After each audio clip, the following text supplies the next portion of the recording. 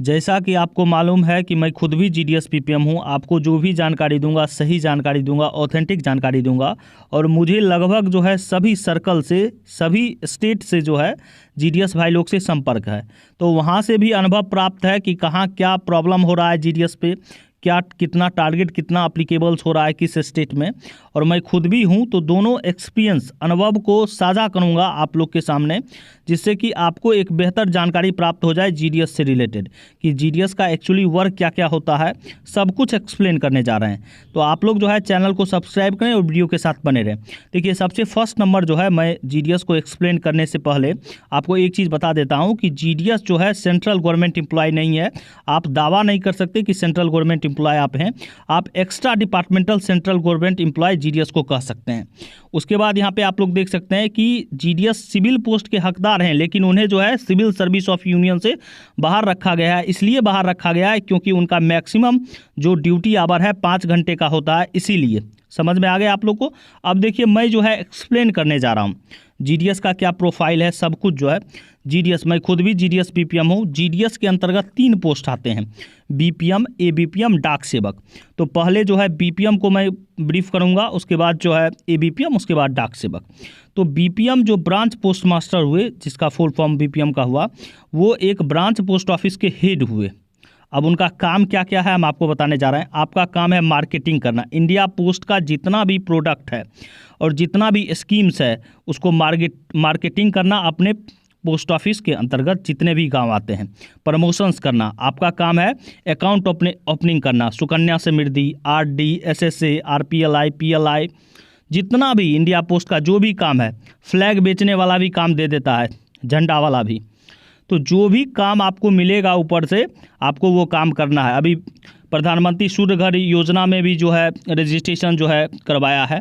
तो ये रियलिटी है, टोटल काम आपको करना है। और हर एक मंथ जो है ड्राइव चलते ही रहता है, इस अकाउंट का ड्राइव, दूसरे अकाउंट का ड्राइव, ठीक है।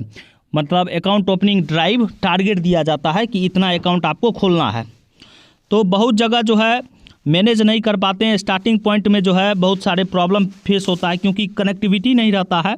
जो भी नए नए ज्वाइन करते हैं, धीरे धीरे जो है कनेक्टिविटी बढ़ता है, तो उसको जो है प्रेशर को हैंडल करते हैं। और बहुत जगह जो है प्रेशर हैंडल भी नहीं कर पाते हैं, अपने रुपया से जो है अकाउंट ओपन वगैरह करते हैं। ये सच्चाई है।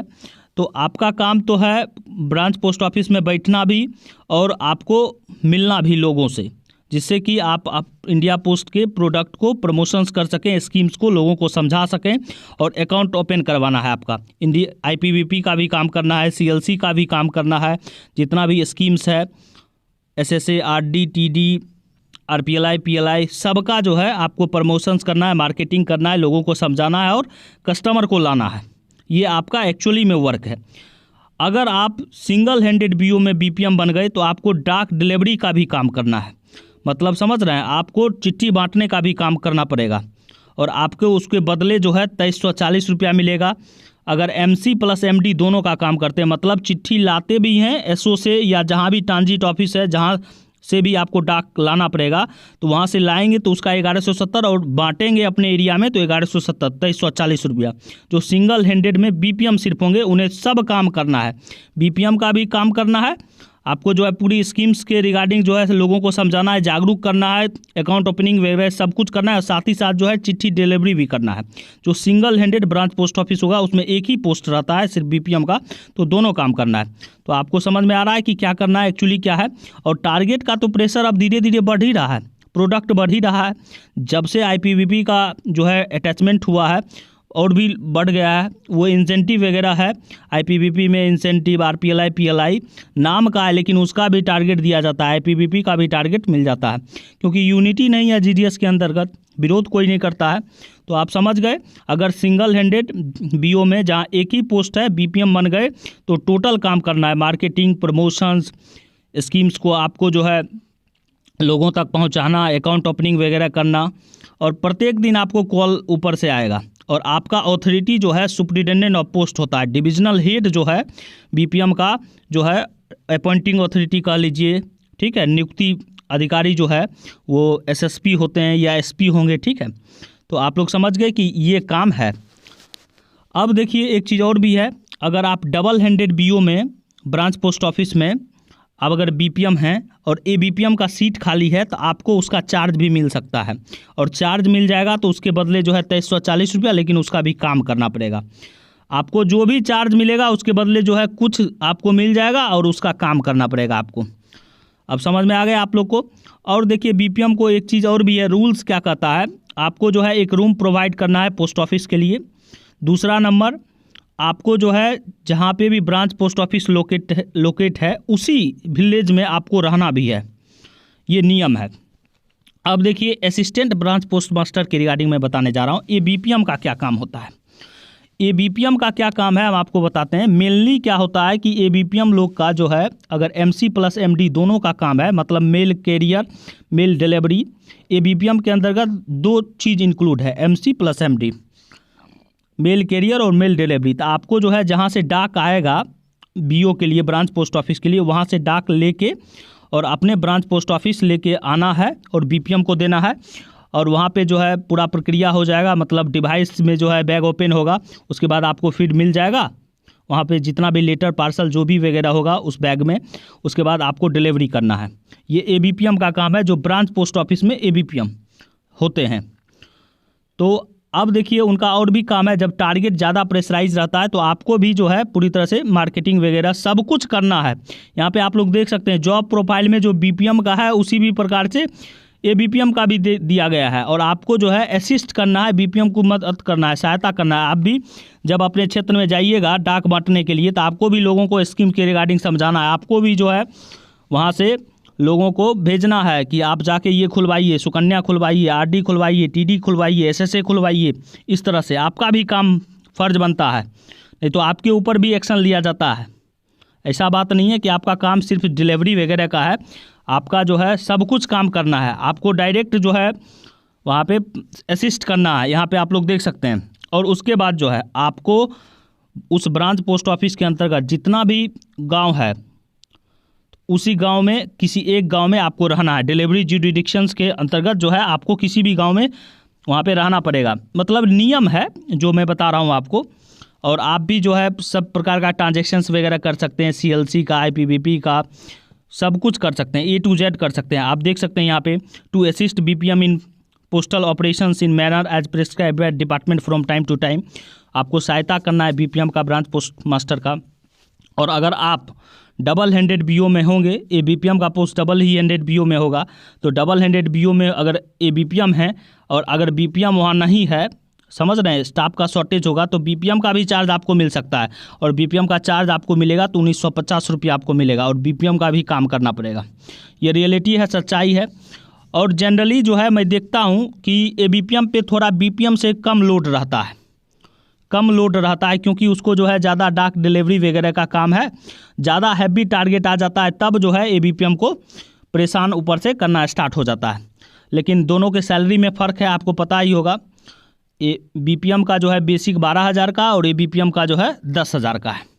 अब देखिए मैं जो है बताने जा रहा हूँ कि डाक सेवक का, एबीपीएम डाक सेवक का जो अपॉइंटिंग अथॉरिटी होता है वो इंस्पेक्टर ऑफ पोस्ट हो सकता है या एएसपी हो सकता है, असिस्टेंट सुप्रिटेंडेंट ऑफ पोस्ट, सहायक डाक अधीक्षक। और बीपीएम का जो है सुप्रिटेंडेंट ऑफ पोस्ट हो सकता है। अब देखिए डाक सेवक का कहाँ होता है।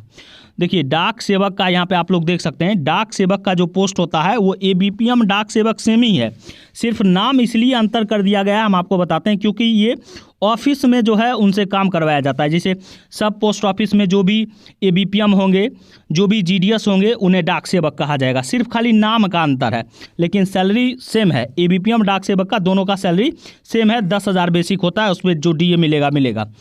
तो जो सब पोस्ट ऑफिस में होंगे, हेड पोस्ट ऑफिस में होंगे, आरएमएस में होंगे, या जीपीओ में भी 1-2 पोस्ट होते हैं तो उसमें होंगे, तो इसमें क्या होता है कि ये जीडीएस को जो है डाक सेवक कहा जाता है, क्योंकि वो ऑफिस में ही अपना जो है शॉर्टिंग वगैरह का काम करते हैं, मेल का काम में लगा दिया जाता है, या जो भी एसओ के अंतर्गत एसपीएम जो भी कहते हैं वो करना पड़ता है।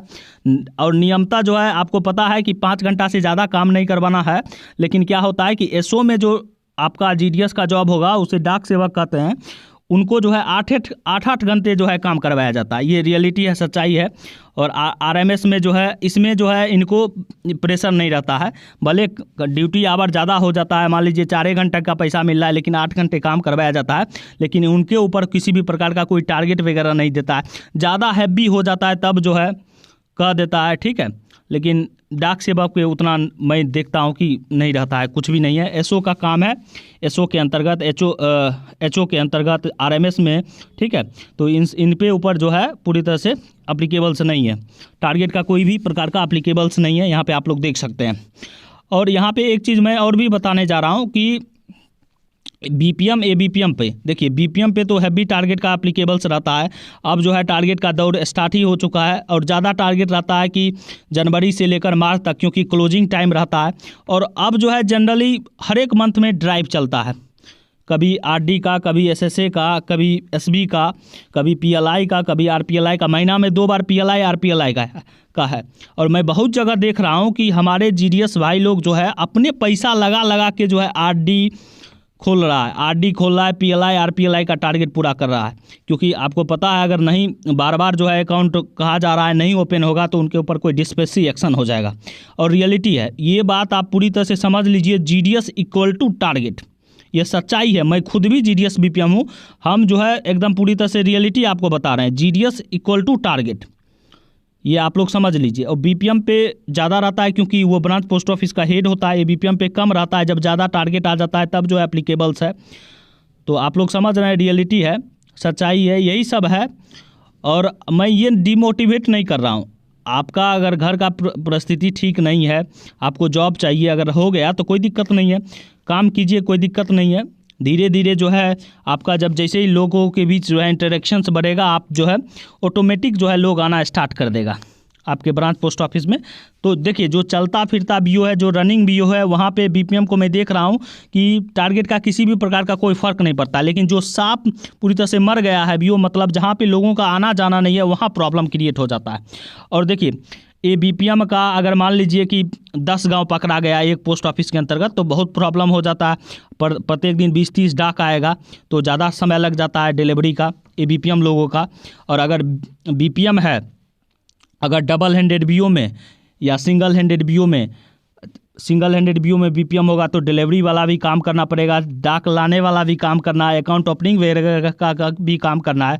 और ये बीपीएम का अगर वो डबल हैंडेड बीओ में है तो बीपीएम का भी काम करना पड़ेगा। जब दोनों काम करना पड़ता है, पैसा तो कुछ मिलता ही नहीं है। आपको पता है 2000 से क्या होने वाला है, कुछ नहीं होने वाला है।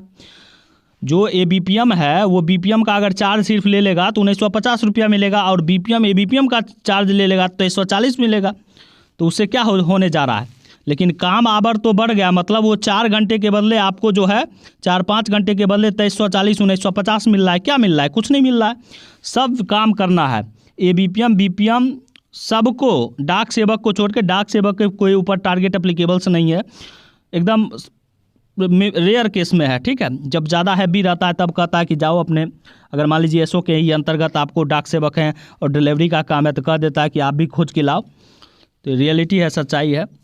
तो मैं ये भी कह रहा हूँ कि अगर ज्वाइन करने से पहले आप देख लीजिए, अगर घर का आपका स्थिति ठीक ठाक है, अगर आप कुछ और बेहतर करना चाहते हैं तो उसमें जाइए, कोई दिक्कत नहीं है। अगर ये भी जॉब करना है तो कोई दिक्कत नहीं है, आइए, स्वागत है आप लोग का। लेकिन डिसीजन लीजिए, ये रियलिटी है, सच्चाई है। बाद में ऐसा नहीं है कि आपको पता ही नहीं चला कि क्या है जॉब प्रोफाइल, क्या नहीं है। इसीलिए मैंने जो है सब कुछ एक्सप्लेन आपको कर दिया, जो रियलिटी है, सच्चाई है। Thank you.